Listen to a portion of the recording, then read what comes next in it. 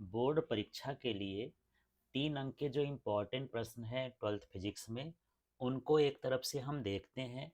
प्रश्न है पहला, विद्युत बल रेखाएं किसे कहते हैं, इनके गुण लिखिए। तो विद्युत क्षेत्र में खींचा गया वह काल्पनिक वक्र जिस पर एकांक धनावेश स्वतंत्रता पूर्वक गमन करता है या गति कर सकता है, उसी वक्र को विद्युत बल रेखा कहते हैं। अब इसके गुणों की बात कर लेते हैं। तो ये धनावेश से प्रारंभ होती हैं तथा ऋणावेश पर समाप्त होती हैं। यदि ऋणावेश ना हो तो अनंत पर समाप्त होंगी। ये एक दूसरे को कभी प्रतिच्छेद नहीं करती हैं। ये चालक के पृष्ठ के अभिलंबवत होती हैं। ये खुला वक्र बनाती हैं। तो बहुत सारी विशेषताएं लिखने की जरूरत नहीं है, जितने नंबर का है उसके हिसाब से आपको विशेषता लिखना है।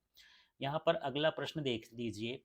सिद्ध कीजिए कि विद्युत द्विध्रुव के अनुप्रस्थ स्थिति या निरक्षीय स्थिति पर विद्युत विभव का मान शून्य होता है, या इसके लिए व्यंजक स्थापित करने के लिए आ जाए। तो सबसे पहले आपको इस तरह से चित्र बना लेना है। यहाँ पर ये एक समद्विबाहु त्रिभुज जैसे बनाएंगे, इनकी दूरी 2l लिख देंगे, इस तरह से चित्र बना लेंगे। चित्र बनाने के बाद हमको चित्र के बारे में लिखना है कि ये जो ए बी है, तो माना ए बी एक क्या कहलाया, वैद्युत द्विध्रुव हो गया, जो प्लस क्यू और माइनस क्यू से मिलकर बना है। इसके बीच की दूरी 2l है। इसके मध्य बिंदु O से R दूरी पर P बिंदु है, जहाँ पर विद्युत क्षेत्र की तीव्रता ज्ञात करनी है और यह निरक्षीय स्थिति में है। यही चित्र को देख करके सब कुछ आपको लिखना है। फिर हमको क्या करना है, 2 बार हम विभव निकालेंगे। एक बार विभव निकालेंगे प्लस क्यू आवेश के कारण, दूसरी बार निकालेंगे माइनस क्यू आवेश के कारण, और दोनों विभव को जोड़ देंगे। और जो विभव का सूत्र होता है V=1/4πε0 Q/R, उस सूत्र को इस्तेमाल करना है। R का मान भर बदलेगा। तो देखिए यहाँ पर लिख रहे हैं प्लस क्यू आवेश के कारण P बिंदु पर विभव, सूत्र है V=1/4πε0 Q/R। तो यहाँ पर हम V1 कर दिए, ये नीतांक है उसी तरह से लिख दिए। प्लस क्यू की बात करते हैं तो क्यू लिख दिए। अब आर का मतलब है आवेश से बिंदु तक की दूरी। तो यहाँ पर आवेश यहाँ पर है, बिंदु यहाँ पर है, तो दूरी क्या हो गई, ए पी। तो इस तरह से यहाँ पर ए पी लिख दिए हैं। इसी तरह से माइनस क्यू आवेश के कारण पी बिंदु पर विभव, तो हम इसको V2 लिख दिए हैं। ये सेम सेम है, यहाँ भी इसको कॉपी कर देना, बस क्यू की जगह पर ये माइनस क्यू, क्योंकि इस बार माइनस क्यू लिख रहे हैं। अब माइनस क्यू से पी के बीच की दूरी देखिए, तो ये बीपी है, इसलिए वहाँ पर हम क्या लिख दिए हैं, बीपी लिख दिए। अब दोनों को हमको क्या करना है, जोड़ देना है। तो विभव अदिश राशि, अतः पी बिंदु पर परिणामी विभव, तो V=V1+V2। अब यहाँ पर हम ये V की जगह V लिख दिए, ये V1 की जगह पर ये V1 का पूरा मान उतार देना है। फिर यहाँ पर ये पूरा मान V2 का उतार देना है। लेकिन इसमें प्लस लगा था तो इसमें माइनस लगा दिए हैं, क्योंकि इसमें जो है क्यू के साथ माइनस था। इस तरह से इसको हल करना है। अब इसमें देखेंगे कि कुछ चीज़ें कॉमन हैं, जैसे यहाँ पर 1/4πε0 दोनों में है, क्यू भी दोनों में है। इन दोनों को हम बाहर कर देंगे, ये कॉमन हो गया। तो हमारे पास अंदर बचेगा 1/AP और 1/BP।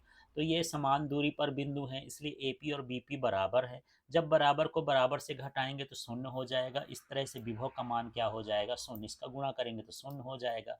तो इस तरह से वैद्युत द्विध्रुव के निरक्षीय स्थिति या समदूरस्थ स्थिति में विभव का मान क्या होता है, शून्य होता है। अब अगला प्रश्न है हमारे पास, विशिष्ट प्रतिरोध एवं प्रतिरोध में अंतर लिखना है। तो किसी पदार्थ के एकांक लंबाई और एकांक परिच्छेद के तार का प्रतिरोध विशिष्ट प्रतिरोध या प्रतिरोधकता कहलाता है। और यहाँ प्रतिरोध क्या है, किसी चालक तार द्वारा धारा प्रवाह में उत्पन्न अवरोध उस चालक का प्रतिरोध कहलाता है। अब इसका जो मात्रक होता है ये क्या होता है, ओम मीटर, और इसका जो मात्रक होता है सिर्फ क्या होता है, ओम। यह पदार्थ की विमा पर निर्भर नहीं करता, मतलब पदार्थ पर निर्भर करता है, और यह पदार्थ की विमा पर निर्भर करता है। इसका जो सूत्र होता है ρ=RA/L, और इसका सूत्र जो होता है R=V/I। अब हमारे पास अगला प्रश्न है, धारा वितरण संबंधी किरचॉफ का नियम। तो यहाँ पर धारा वितरण संबंधी किरचॉफ का नियम क्या है उसको देख लेते हैं। परीक्षा में कंफ्यूजन में हो जाते हैं, धारा वितरण संबंधी किरचॉफ का नियम आए अर्थात हमको दोनों नियम लिखना है। यदि सिर्फ ये आए कि धारा का नियम, तब आपको धारा का नियम लिखना है। तो देखिए क्या है, किरचॉफ ने जटिल परिपथ के विभिन्न भागों में धारा वितरण संबंधी 2 नियम दिए जो निम्नानुसार हैं। तो ये पहला नियम है, इसको प्रथम नियम, संधि का नियम, केसीएल भी कहते हैं। तो ये है क्या, किसी विद्युत परिपथ के किसी संधि पर मिलने वाली समस्त धाराओं का बीजगणितीय योग शून्य होता है। सूत्र में इस तरह से लिखते हैं। इसके बाद हमारा दूसरा नियम है, उसको देख लेते हैं। द्वितीय नियम या पास का नियम या लूप का नियम या केवीएल, ये क्या होता है? किसी विद्युत परिपथ के किसी बंद जाल के विभिन्न भागों में प्रवाहित धारा तथा संगत प्रतिरोधों के गुणनफल का बीजगणितीय योग उस जाल में उपस्थित कुल विद्युत वाहक बल के बीजगणितीय योग के बराबर होता है। तो यहाँ पर देख लीजिए, इस सूत्र से ही भाषा बना सकते हैं। तो ये हो गया धारा और ये हो गया संगत प्रतिरोध। तो किसी परिपथ में किसी जाल के विभिन्न भागों में ऐसा प्रश्न ये शुरू में लिखना है। तो यहाँ पर हो गई प्रवाहित धारा और संगत प्रतिरोध के गुणनफल, यहाँ कोई चिन्ह है तो गुणनफल का बीजगणितीय योग उस जाल में उपस्थित विद्युत वाहक बल के बीजगणितीय योग के बराबर होता है। तो सूत्र से भी भाषा बना सकते हैं, भाषा से सूत्र बना लेना है। इसके बाद हमारे पास अगला क्वेश्चन है। क्वेश्चन है, सेल का आंतरिक प्रतिरोध का विद्युत वाहक बल, टर्मिनल विभवांतर एवं धारा से संबंध स्थापित हमको करना है। तो यहाँ पर देख लेते हैं, सेल का आंतरिक प्रतिरोध, टर्मिनल विभवांतर तथा धारा में संबंध है। तो इस तरह से हम चित्र बनाएंगे। यहाँ चित्र पे आपको ध्यान रखना, दिखना रहा होगा, यहाँ पर आई है और यहाँ पर ये सेल लगा, ये विद्युत वाहक बल ई हो गया, स्मॉल आर हो गया, कैपिटल आर हो गया। तो इस तरह से चित्र बनाना है। चित्र के बारे में थोड़ा सा लिखना है कि माना किसी सेल का विद्युत वाहक बल ई, आंतरिक प्रतिरोध स्मॉल आर है, बाह्य प्रतिरोध कैपिटल आर है, जिसके सिरों का विभवांतर भी है, परिपथ का कुल विद्युत वाहक बल ई। तो यहाँ से यहाँ जो कुल विद्युत वाहक बल है वो क्या हो गया, ई। और परिपथ का जो कुल प्रतिरोध है, तो ये कैपिटल आर भी है यहाँ पर और स्मॉल आर भी है, तो दोनों को जोड़ देंगे तो इसका कुल प्रतिरोध निकल आएगा। इस तरह से इसको आगे करना है। फिर परिपथ में प्रवाहित धारा है, तो सूत्र होता है कुल विद्युत वाहक बल बटे कुल प्रतिरोध। तो यहाँ पर धारा को हम किससे लिख दिए, आई से, विद्युत वाहक बल को किससे लिख दिए, ई से, और कुल प्रतिरोध जो है इन दोनों का जोड़ हो गया, तो इस तरह से लिख दिए। अब अगले स्टेप में हम क्या किए हैं, इनका इधर ले जाकर तिर्यक गुणा कर दिए हैं। तो ये I R plus I R हो गया, दोनों में आई का गुणा हो गया, ई हो गया।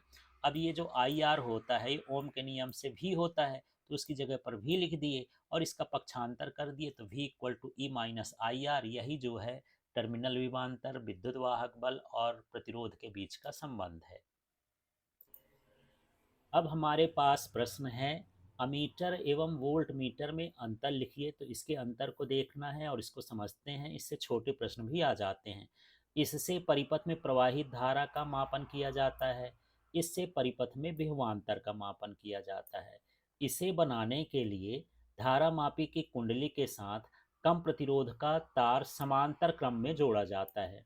यहाँ पर इसे बनाने के लिए धारा मापी की कुंडली के साथ उच्च प्रतिरोध का तार श्रेणी क्रम में जोड़ा जाता है।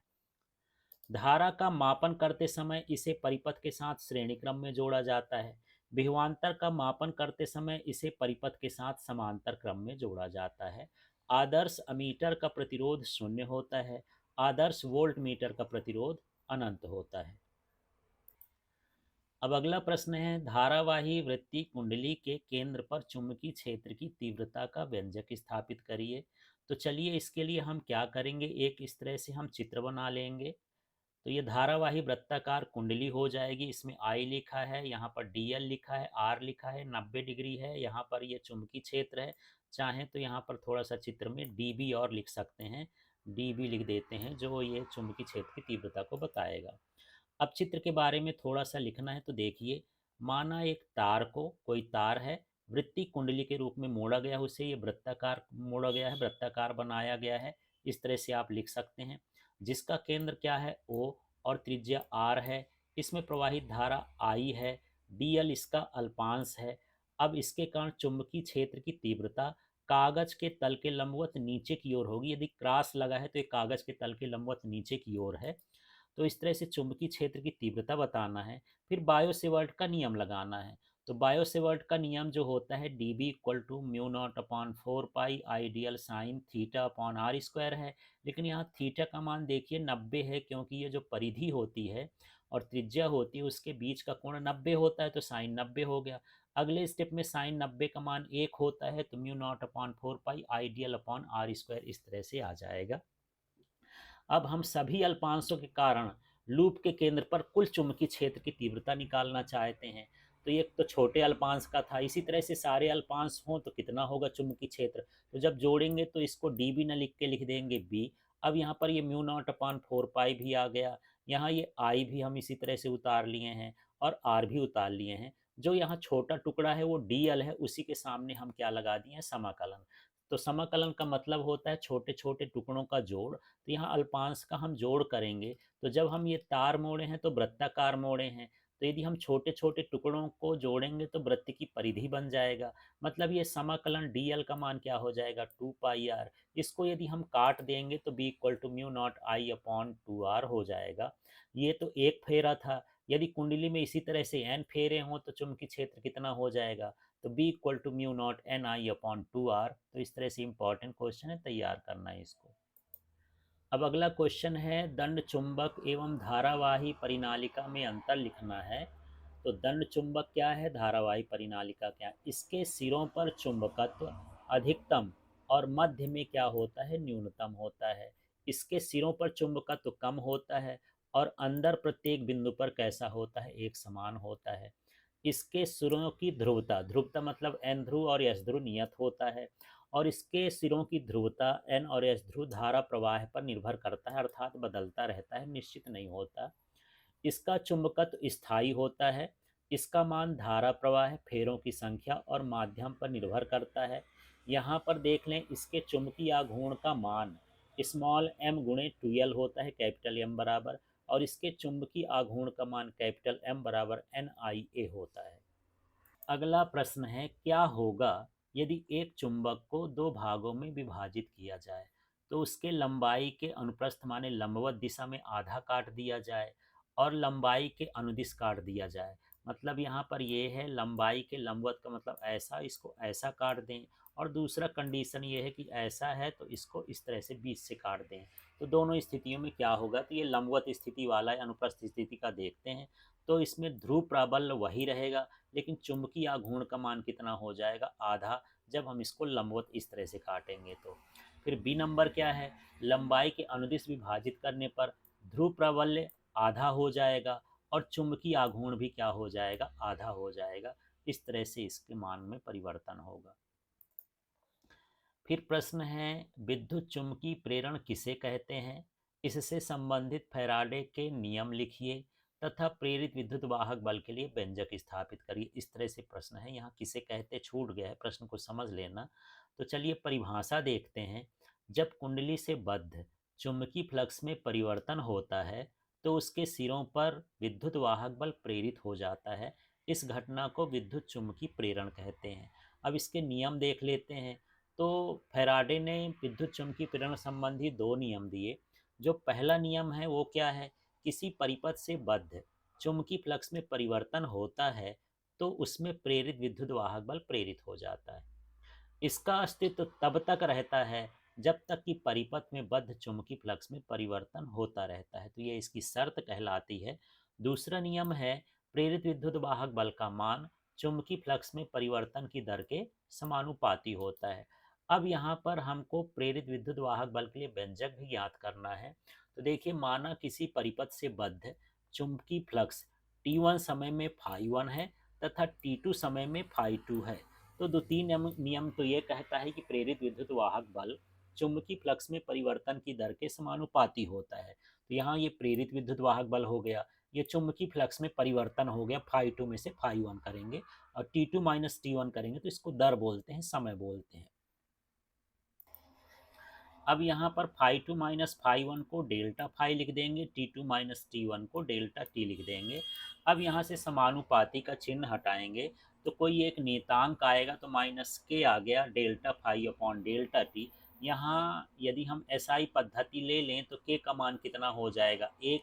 इस तरह से यहाँ पर हमारे पास बचेगा E equal to minus delta phi upon delta T. अब यदि समय अंतराल बहुत कम हो, क्षणिक हो, डेल्टा टी का मान शून्य के करीब हो, तब हम इसको डेल्टा डेल्टा लिखा है उसको हमको क्या लिख देना है, डी। तो ई बराबर minus D phi upon D T हो गया। अब यहाँ जो माइनस चिन्ह लगा है, क्यों लगा है, तो माइनस चिन्ह प्रदर्शित करता है कि प्रेरित विद्युत वाहक बल चुंबकीय फ्लक्स में परिवर्तन का विरोध करता है, इसलिए यहाँ पर माइनस चिन्ह लगाया गया है।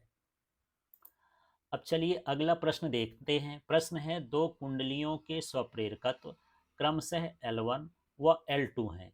यदि इनके मध्य आदर्श युग्मन है तो सिद्ध कीजिए कि इनके मध्य अन्योन प्रेरकत्व M बराबर अंडर रूट L1 L2 होगा। तो चलिए इसको निकाल के देख लेते हैं। यहाँ पहली कुंडली का स्वप्रेरकत्व, तो स्वप्रेरकत्व का जो सूत्र होता है L बराबर म्यू नॉट एन स्क्वायर ए अपॉन एल होता है। तो ये पहली कुंडली है, तो यहाँ L1 कर दिए हैं, यहाँ N1 कर दिए हैं। मान लेते हैं कि दोनों का क्षेत्रफल और लंबाई समान है, क्योंकि यहाँ पर आदर्श युग्मन है, बस फेरों की संख्या थोड़ा सा अलग हो सकती है, इसलिए यहाँ पर उनका स्वप्रेरकत्व भी अलग होगा। इसी तरह से दूसरी कुंडली के लिए भी फार्मूला लिखेंगे तो L2 हो जाएगा। इसी फार्मूले को दोबारा लिखना है, म्यू नॉट N2 स्क्वायर ए अपॉन एल, सिर्फ N1 की जगह है, जहाँ जहाँ 1 है वहाँ वहाँ हम 2 कर दिए हैं। अब हम क्या करेंगे, दोनों समीकरण को यहाँ पर हम गुणा कर देंगे। तो देखिए समीकरण 1 और समीकरण 2 का गुणा करने पर, तो समीकरण 1 से यहाँ क्या है L1 है, समीकरण 2 से क्या है L2 है। तो इस तरह से बराबर के इधर का गुणा कर दिए। फिर समीकरण 1 में ये पूरा का पूरा हम यहाँ लिख दिए हैं, और समीकरण 2 का भी हम ये पूरा का पूरा यहाँ लिख दिए हैं।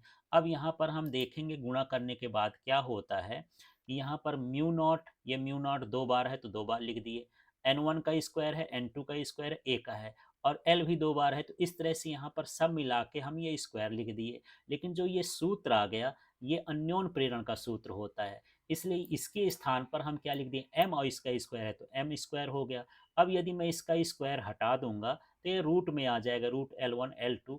तो यहाँ पर कुंडलियों के बीच का अन्योन प्रेरकत्व का ये सूत्र था, इसलिए यहाँ पर M लिख दिए हैं। इस तरह से हमको ये सूत्र सिद्ध करना है।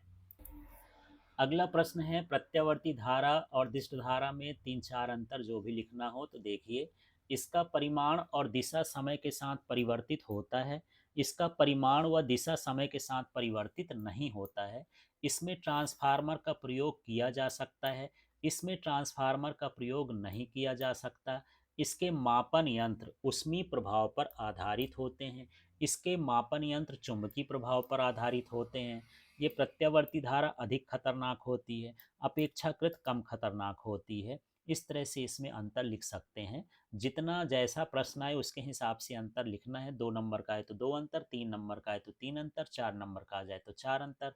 फिलहाल तो इसको 3 में लिख रखे हैं। इसके बाद हमारे पास अगला प्रश्न है, अपचायी तथा उपचायी ट्रांसफार्मर में अंतर। तो इसको उपचायी भी बोलते हैं, उच्चाई ट्रांसफार्मर भी बोलते हैं। तो यह प्रत्यावर्ती वोल्टेज को घटाता है, यह प्रत्यावर्ती वोल्टेज को बढ़ाता है। नाम ही है अपचाई, और ये उच्चाई माने बढ़ाने वाला। यह धारा की प्रबलता को बढ़ाता है, धारा ये वोल्टेज को घटाएगा लेकिन धारा को बढ़ाएगा, और ये वोल्टेज को बढ़ाता है तो धारा के साथ उल्टा रिलेशन है, ये घटाता है। द्वितीय कुंडली में फेरों की संख्या प्राथमिक कुंडली से कम होती है, और इसमें द्वितीय कुंडली में फेरों की संख्या प्राथमिक कुंडली से अधिक होती है।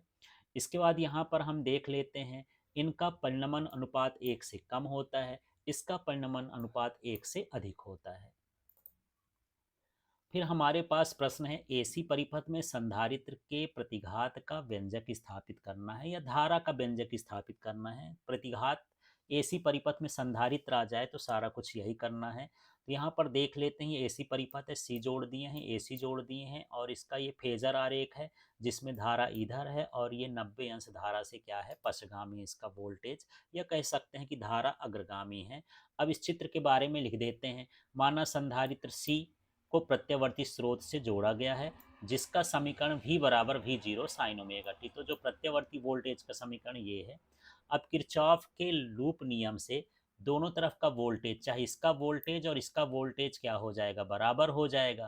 तो इसका वोल्टेज जो V बराबर होता है Q अपॉन सी होता है, तो V की जगह Q अपॉन सी लिख दिए हैं। इसका वोल्टेज का सूत्र होता है। इसी तरह से यहाँ पर V zero sine omega T इस तरह से उतार दिए हैं।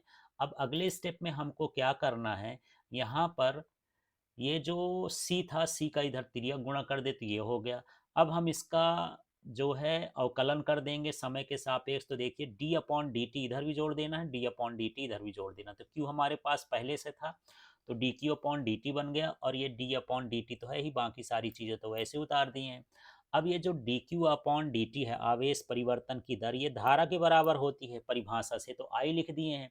और यदि हम इसका जो है अवकलन करेंगे तो ये ओमेगा भी आ जाएगा, सी भी नॉट कॉस ओमेगा टी हो जाएगा। तो डी अपॉन डी टी का मतलब इसका अवकलन करना है, तो ये हो जाएगा omega C V naught cos omega T. अब हम इसको फिर से आई ही लिख दिए हैं। ये जो है ये सारा चीज़ नियतांक है, तो इसको फिर से आई नॉट लिख दिए हैं, शिखर मान कहलाएगा धारा का। अब कॉस ओमेगा टी को हमने फिर से बदल दिया है साइन में, क्योंकि साइन 90 प्लस थीटा क्या होता है, कॉस थीटा। तो साइन में इसलिए बदले कि यहाँ पर हमको कलांतर लेना पड़ेगा, तो ये साइन में है तो इसको भी किस में रखना है, साइन में। तो यहाँ पर अब हमको बता देना है कि यहाँ क्या क्या है। यहाँ पर जो आई नॉट है ओमेगा सी वी नॉट ये वाला, इसको हम मान लिए हैं, ये महत्तम धारा है। अब हमको निकालना है प्रतिघात। तो यहाँ पर ये प्रतिघात, यदि हम धारा की बात करें तो धारा का व्यंजक यही है, धारा का व्यंजक यहीं तक निकालना है। तो महत्तम धारा से जो हम ये निकाले हैं आई नॉट बराबर ओमेगा सी वी नॉट, इसको हम लिख लेंगे। फिर यहाँ पर हमको वी अपॉन आई निकालना है, क्योंकि ओम के नियम से V equal to I R होता है, तो R equal to V upon I. R का मतलब प्रतिरोध है। यदि हम संधारित्र की बात करें तो उसी प्रतिरोध को प्रतिघात कहते हैं। इसलिए यहाँ पर वी अपॉन आई निकालेंगे। तो यहाँ पर भी के नीचे आई लाए हैं तो ओमेगा यहाँ पर आ जाएगा 1/ओमेगा सी। इस तरह से पक्षांतर करेंगे। ये जो भी अपॉन आई है प्रतिरोध के बराबर होता है, तो एक्स सी हो गया। इस तरह से यहाँ पर 1/ओमेगा सी हो गया। अब हम कलांतर की बात करते हैं, तो कलांतर माने कोणों का अंतर। तो हम जो है वोल्टेज का कोण देखेंगे, तो ये वोल्टेज का कोण कितना है, ओमेगा टी। तो यहाँ पर देख लीजिए, हम यहाँ पर लिख दिए हैं वोल्टेज का कोण ओमेगा टी। दूसरा हम लिख रहे हैं यहाँ पर धारा। तो जो धारा का कोण आया है, ये धारा के साथ पाई बट्टे 2 प्लस ओमेगा टी आया, तो पाई ओमेगा टी प्लस पाई बट्टे 2 ये हो गया। अब यहाँ पर यदि माइनस का हम कोष्टक खोल देंगे तो ये कट जाएगा, यहाँ माइनस पाई बाई 2 हो जाएगा। इसका मतलब हो जाएगा कि जो वोल्टेज है वो धारा से 90 अंश क्या है, पश्चगामी होता है। अगला प्रश्न है हमारे पास, विस्थापन धारा किसे कहते हैं, इसके लिए व्यंजक स्थापित करिए। तो विद्युत क्षेत्र में परिवर्तन के कारण निर्वात में उत्पन्न धारा को विस्थापन धारा कहते हैं। इसके लिए हम व्यंजक देखते हैं, तो ये हम एक चित्र बना लेंगे। जो ये वाला नीला वाला इलाका है, ये विद्युत क्षेत्र में परिवर्तन को बताता है। इसी के अंदर जो है विस्थापन धारा होगी। तो चलिए यहाँ पर हम इस चित्र के बारे में लिखते हैं कि माना एक समांतर प्लेट संधारित्र है। तो ये समांतर प्लेट संधारित्र है, जिसके प्लेटों का क्षेत्रफल ए है, आवेश क्यू है, पृष्ठीय आवेश घनत्व sigma equal to q upon a है। तो पृष्ठ के लंबवत विद्युत क्षेत्र की तीव्रता हमको निकालना है। तो यहाँ पर जो विद्युत क्षेत्र होता है समांतर प्लेट के लिए, वो होता है ई बराबर सिग्मा अपॉन एप्सिलॉन नॉट। लेकिन यहाँ सिग्मा का मान कितना है, क्यू अपॉन ए। तो यहाँ पर क्यू अपॉन ए, सिग्मा हटाएंगे, क्यू अपॉन ए लिख देंगे। अब हमको यहाँ पर विद्युत फ्लक्स लिखना है, तो फाई इक्वल टू ई ए, ये विद्युत फ्लक्स का सूत्र होता है। तो फाई की जगह फाई ई लिख दिए। ई का मान जो यहाँ पर हमारे पास आया है, ये पूरा का पूरा ई का मान यहाँ पर रख दिए, ए की जगह ये रख दिए। अब अगले स्टेप में देखिए कि ए कट जाएगा। इस तरह से यदि हम क्यू निकालेंगे तो एप्सिलॉन नॉट फाई ई हो जाएगा। इसका हम यहाँ पर तिर्यक गुणा कर दिए हैं। अब यही समय के साथ आवेश में परिवर्तन हो, क्योंकि धारा का मान तो बदल रहा है, तो हम यहाँ पर लिखेंगे, ये क्यू तो हमारे पास था ही, डी अपॉन डी टी इधर भी लिख देंगे और डी अपॉन डी टी इधर भी लिख देंगे। लेकिन एप्सिलॉन नॉट तो स्थाई है, नियतांक है, इसलिए इसमें डी अपॉन डी टी नहीं लगेगा। तो ये D phi upon D T हो गया। अब ये जो आवेश प्रवाह की दर है उसको धारा कहते हैं। ये आई डी हो गया। डी का मतलब डिस्प्लेसमेंट करंट माने हो गया विस्थापन धारा। Epsilon naught D phi upon D T, इस तरह से सूत्र आ गया, जहाँ आई डी जो है D Q upon D T विस्थापन धारा है, एप्सिलॉन नॉट निर्वात की विद्युतशीलता है, और यहाँ पर D phi upon D T विद्युत फ्लक्स में परिवर्तन की दर है। अब हमारे पास अगला प्रश्न है, विद्युत चुम्बकीय तरंगें किसे कहते हैं, इनके गुण लिखिए। विद्युत चुम्बकीय तरंगें वे तरंगें जो एक दूसरे के लंबवत तलों में विद्युत क्षेत्र और चुंबकीय क्षेत्र के ज्यावक्री दोलनों से बनी होती हैं तथा तरंग संचरण की दिशा इन दोनों के लंबवत होती है, उन्हें हम क्या कहते हैं, विद्युत चुम्बकीय तरंगें। ये चित्र चाहें तो आप बना सकते हैं, नहीं जरूरी नहीं है। यहाँ पर एक जगह विद्युत क्षेत्र दर्शाना है, एक जगह चुंबकीय क्षेत्र, और एक दिशा में हमको बताना है तरंग संचरण की दिशा। तो चित्र आवश्यक नहीं है, आपकी मर्जी बना सकते हैं।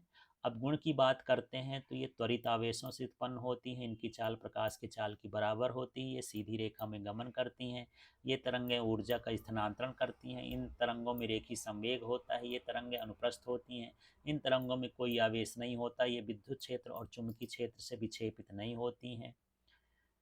विद्युत क्षेत्र और चुंबकीय क्षेत्र के दोलन समान कला में होते हैं, निर्वात में भी गमन कर सकती हैं, अर्थात तरंग संचरण के लिए भौतिक माध्यम की आवश्यकता नहीं होती है। तो इतने आपको गुण नहीं लिखना है, 3-4 गुण आप लिख सकते हो, जिस हिसाब से क्वेश्चन आएगा उतने आपको इसमें लिखना है। अगला प्रश्न है, माइक्रो या सूक्ष्म तरंगें किसे कहते हैं, इनके गुण एवं उपयोग लिखना है। तो चलिए इसको समझते हैं, माइक्रो या सूक्ष्म तरंगें किसे हैं, इनके गुण और उपयोग क्या है। वे तरंगें वे विद्युत चुम्बकीय तरंगें जिनकी तरंगदैर्घ्य 1 मिलीमीटर से लेकर के 100 मिलीमीटर तक होती है, उसे हम क्या कहते हैं, सूक्ष्म तरंगें कहते हैं। अब इसके गुण की बात करते हैं तो ये तरंगें दिशात्मक होती हैं, इनका प्रकीर्णन कम होता है, ये तरंगें विवर्तित नहीं होती हैं, इसके गुण हो गए। इसके बाद हम उपयोग की बात करते हैं तो इनका उपयोग होता है रडार प्रणाली में। इसमें क्या होता है, रडार प्रेसी द्वारा इन्हें दूरस्थ पिंड तक भेजा जाता है, जिनसे ये परावर्तित होकर पुनः वापस आ जाती हैं। आने जाने का समय ज्ञात करके पिंड की दूरी ज्ञात की जा सकती है, और इस प्रणाली का उपयोग हवाई जहाज़ों के परिचालन में किया जाता है। इसके बाद यहाँ पर दूसरा है अधिक दूरी के प्रसारण में।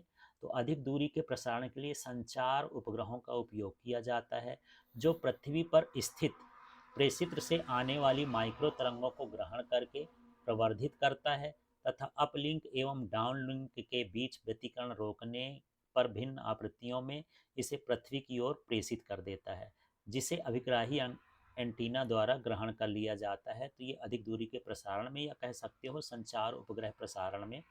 इसके बाद यहाँ पर है माइक्रोवेव ओपन ओवन में।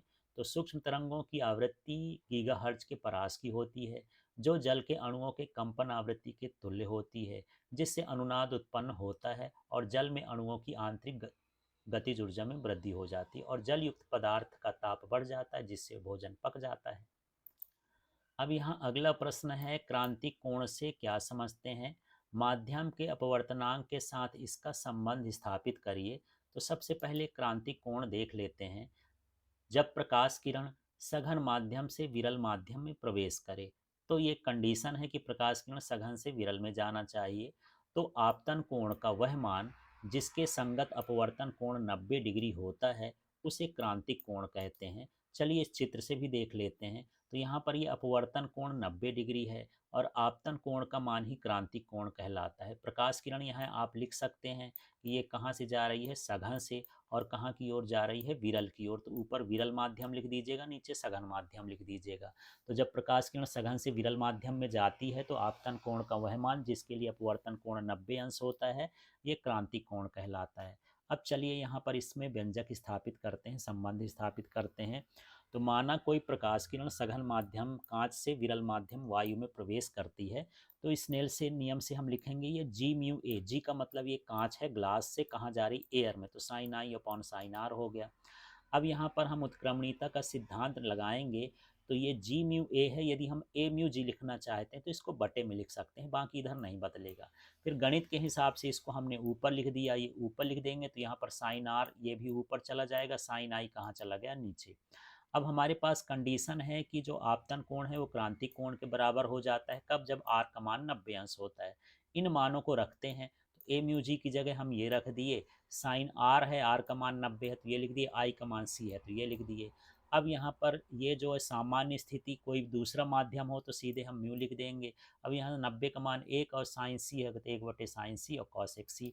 इस तरह से ये जो है संबंध होता है। अब यहाँ हमारे पास अगला प्रश्न है, हाइगन के द्वितीयक तरंगिकाओं का सिद्धांत के मुख्य अभिगृहित लिखिए। तो चलिए इसके सिद्धांत को समझते हैं, और क्या है ये। तो किसी तरंगाग्र पर स्थित प्रत्येक बिंदु स्रोत का कार्य करता है, जिनसे नई तरंगें उत्पन्न होती हैं, जिन्हें क्या कहते हैं, द्वितीयक तरंगिकाएं कहते हैं। यदि माध्यम समांगी हो, तो द्वितीयक तरंगिकाओं का वेग जो होता है वो मूल तरंग के वेग के बराबर होता है, या द्वितीयक तरंगिकाएं मूल तरंग के वेग से आगे बढ़ती हैं। फिर हमारे पास तीसरा पॉइंट है, किसी क्षण द्वितीयक तरंगिकाओं के बाहर की ओर खींचा गया उभयनिष्ठ स्पर्शीय तल उस क्षण नए तरंगाग्र की स्थिति को व्यक्त करता है। इस तरह से हमको 3 बिंदु लिखना है और ये चित्र बना देना है हमको, तो ये क्वेश्चन कंप्लीट हो जाएगा। अब आगे का प्रश्न है, ये 20 नंबर में है। हम हाइगन के द्वितीयक तरंगिकाओं के सिद्धांत से अपवर्तन के नियम, या स्नेल के नियम की हमको व्याख्या करना है। अब ये नियम कहता क्या है? तो सबसे पहले अपवर्तन के स्नेल के नियम में हम चित्र बनाएंगे। चित्र बनाते समय देखिएगा यहाँ पर ये जो है दो समांतर लाइन खींचना है, फिर ये थोड़ा सा अंदर झुका देना है इस तरह से यहाँ, और यहाँ एक चाप भी बनाना है, और इस तरह से चित्र कंप्लीट करना है। चित्र में गड़बड़ नहीं करिएगा, चित्र बड़े ध्यान से बनाइएगा, एक बार इसकी प्रैक्टिस कर लीजिएगा। तो यहाँ पर माना ए बी आपतित तरंगाग्र है, तो यहाँ पर ये देख लीजिए ये वाली जो है ये ए बी नाम है, ये आपतित तरंगाग्र है। प्रकाश की चाल पहले माध्यम में v1 है, तो ये प्रकाश की चाल पहले माध्यम में v1 हो गई। तो t समय में चली गई दूरी, तो दूरी जो हो जाएगी v1t हो जाएगी, क्योंकि दूरी बराबर होता है चाल गुणे समय। अब यहाँ पर हम दूसरे माध्यम की बात करते हैं, तो दूसरे माध्यम में प्रकाश की चाल हो गई v2, ये देख लीजिए ये चाल क्या हो गई v2। तो t समय में चली गई दूरी क्या होगी v2t। अब a को हम क्या मानेंगे? केंद्र मानेंगे, और v2t को त्रिज्या मानेंगे। और ये जो है अपवर्तित किरण है, अपवर्तित किरण पर हम क्या करेंगे? चाप काटेंगे, और इस कटान बिंदु को हम किससे मिला देंगे? c से मिला देंगे। तो ये जो CE बना, ये क्या है? अपवर्तित तरंगाग्र है। इस तरह से हमको चित्र के बारे में लिखना है। लिखने के बाद हमको दो त्रिभुज लेना है। एक बार हम ये त्रिभुज की बात करेंगे ABC, और एक बार त्रिभुज हम करेंगे AEC। ये दोनों त्रिभुज में हमको साइन निकालना है, तो हम इस त्रिभुज से निकालेंगे साइन आई। तो जब साइन आई निकालेंगे, तो यहाँ पर आपको समझना है कि साइन थीटा बराबर होता है लंब बटे कर्ण। तो यहाँ लंब क्या हुआ? BC, और कर्ण हुआ AC। तो साइन आई का मान हो जाएगा BC अपॉन AC। चलिए यहाँ पर देख लेते हैं, इस तरह से यहाँ पर साइन आई का मान BC अपॉन AC हो गया। अब आगे देखेंगे कि यहाँ जो BC का मान है V1t है, तो BC की जगह V1t लिख दिए। इसी तरह से देखिए साइन R का जब हम निकालेंगे, तो इसका लंब क्या कहलाएगा? AE, और इसका कर्ण कहलाएगा AC। तो यहाँ भी हम निकाले हैं, तो देख लीजिए यहाँ साइन त्रिभुज AEC में साइन R निकाले हैं, तो ए इसका लंब कहलाएगा, ए सी उसका कर्ण कहलाएगा, ए का मान V2t है और ए सी। इस तरह से हमको निकालना है। अब हम क्या करेंगे? समीकरण 1 और 2 को भाग कर देंगे। तो देखिए यहाँ पर लिख दिए हैं साइन आई, और उसके बटे में लिख दिए हैं साइन आर। इसी तरह इसको लिख देंगे ऊपर, ये ऊपर लिख देंगे, और यहाँ पर ये इसको नीचे लिख देंगे। तो ये दोनों में जो टी टी है ये कट जाएंगे, ए सी ये कट जाएगा, ये हमारे पास कटने के बाद बचेगा। एक स्टेप आप चाहें तो लिख सकते हैं। अब यहाँ पर जो है sine I upon sine R तो लिखा है, लेकिन जो V1 अपॉन V2 है अपवर्तनांक के बराबर होता है, तो चाहे म्यू में लिख दें, μ12 लिख सकते हैं, या μ21 भी लिख सकते हैं। तो यहाँ n21 लिखा है NCERT के हिसाब से। इस तरह से यही स्नेल का नियम है। अब अगला प्रश्न है हमारे पास, प्रकाश विद्युत प्रभाव किसे कहते हैं? इसके नियम लिखिए। तो उचित आवृत्ति का प्रकाश धातु की सतह पर आपतित करने पर उसकी सतह से इलेक्ट्रॉन उत्सर्जित होने की क्रिया को प्रकाश विद्युत प्रभाव कहते हैं। अब इसके नियम को देख लेते हैं। तो उत्सर्जित इलेक्ट्रॉनों तथा आपतित विकिरण के बीच कोई समय पश्चता नहीं होती, ये पहला नियम है, अर्थात कोई समय नहीं लगता इलेक्ट्रॉनों को उत्सर्जन में। दूसरा है उत्सर्जित इलेक्ट्रॉनों की संख्या आपतित प्रकाश की तीव्रता पर निर्भर करती है, आवृत्ति पर निर्भर नहीं करती। फिर उत्सर्जित इलेक्ट्रॉनों की गतिज ऊर्जा विकिरण की आवृत्ति पर निर्भर करती है, तीव्रता पर निर्भर नहीं करती है। प्रत्येक धातु के लिए आपतित प्रकाश की आवृत्ति निश्चित होती है, जिसके नीचे इलेक्ट्रॉन का उत्सर्जन नहीं होता है। अब यहाँ अगला प्रश्न है, डी ब्रागली तरंग समीकरण lambda equal to H upon M V की व्युत्पत्ति करना है। तो डी ब्रागली तरंग समीकरण या संबंध क्या है? गतिमान कण के साथ संलग्न तरंग को हम क्या कहते हैं? द्रव्य तरंग या डी ब्रागली तरंग कहते हैं। अब प्लांक के क्वांटम सिद्धांत के अनुसार फोटॉन की जो ऊर्जा होती है ई बराबर एच न्यू होती है। यहाँ बता देना है कि न्यू क्या है? प्रकाश की आवृत्ति, और एच क्या है? प्लांक का नियतांक। लेकिन आइंस्टीन के अनुसार जो द्रव्यमान ऊर्जा तुल्यता संबंध है, उसके अनुसार फोटान की ऊर्जा क्या है? E equal to M C square. उन्होंने कण माना, इसलिए यहाँ पर एम ले लिया। अब यहाँ पर एम का मतलब फोटान का द्रव्यमान, और सी का मतलब क्या है? फोटान का वेग है। अब यहाँ पर ये भी ई है, तो इस ई के मान को हम यहाँ पर रख दिए, देख लीजिए एम सी स्क्वायर, और ये हो जाएगा एच न्यू। दोनों को हम बराबर कर दिए, तो ये ई की जगह पर ये रख देंगे क्या? M C square H nu. अब आगे देख लेते हैं हम यहाँ पर कि जो न्यू होता है, आवृत्ति होती है, उसका सूत्र होता है सी अपॉन लेमडा। तो न्यू की जगह सी अपॉन लेमडा। यहाँ से देखेंगे कि ये सी कट जाएगा, तो इस लेमडा को इधर भेजेंगे, तो lambda equal to H upon M C नीचे कर देंगे। इस mc का मतलब है द्रव्यमान गुणे वेग संवेग होता है, तो यहाँ p लिख देंगे। p इक्वल टू ये क्या है, संवेग है फोटान का। ये तो फोटान के लिए निकल गया। यदि गतिमान कण का द्रव्यमान m हो, उसका वेग v हो, तो जो उसका संवेग होगा p इक्वल टू एम भी हो जाएगा। इस तरह से वहाँ पर lambda equal to H upon M V, ये जो है डी ब्रागली तरंग की तरंग दैर्ध्य है। अब यहाँ पर हम अगले प्रश्न में हैं, बोर के परमाणु मॉडल के अभिगृहित या परिकल्पनाएं लिखिए। तो इसमें क्या है, सबसे पहले स्थायी कक्षा का प्रतिबंध।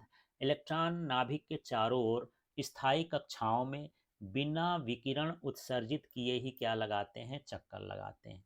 दूसरा कहलाता है क्वांटीकृत प्रतिबंध। यदि आपको ये नाम याद ना हो, कोई दिक्कत नहीं, आप सीधे इतना ही लिख देना, इलेक्ट्रॉन नाभिक के चारों ओर स्थायी कक्षाओं में बिना विकिरण उत्सर्जित किए चक्कर लगाते हैं।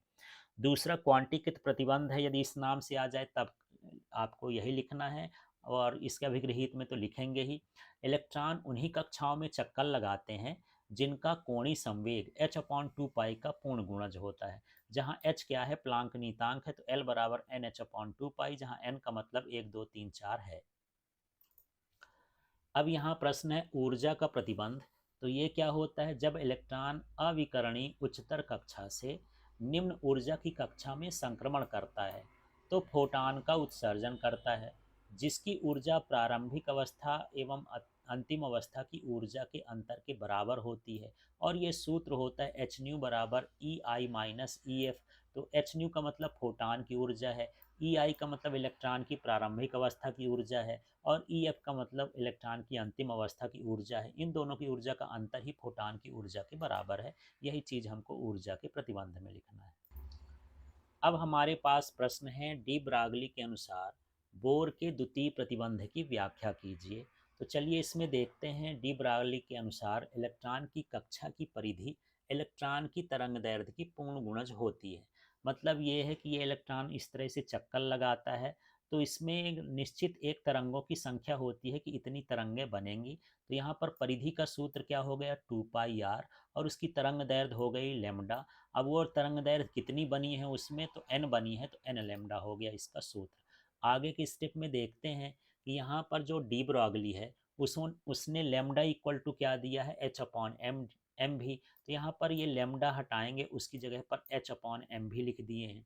अब यहाँ पर हम करेंगे क्या, एम भी तो हमारे पास है, उधर त्रिया गुणा कर देंगे, 2 पाई को नीचे ले आएंगे, तो ये बनेगा M V R equal to N H upon 2 pi. तो ये बन गया एल बराबर एन एच अपॉन 2 पाई। इस तरह से यहाँ पर जो है ये बोर का द्वितीय प्रतिबंध स्थापित होता है डी ब्रॉगली के सूत्र से। ये डी ब्रॉगली का सूत्र है।